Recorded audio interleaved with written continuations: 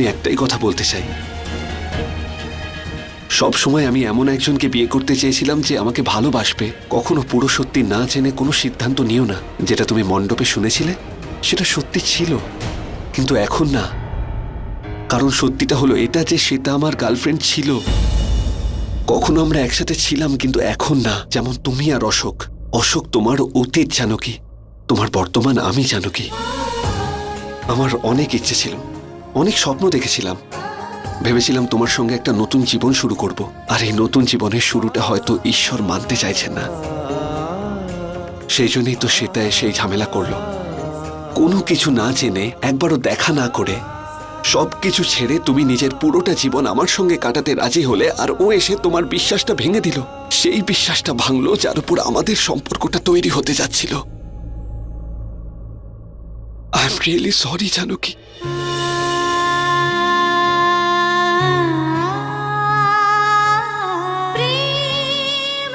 জানি না কিভাবে বলবো যে তুমি মেনে নাও। তুমি আমার সত্যিটা শুনে আমাকে একটা সুযোগ দেবে, আমার ব্যাপারে ভাববে।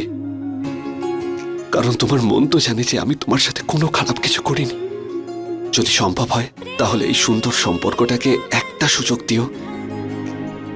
তোমার উত্তরের অপেক্ষায় থাকবো আমি।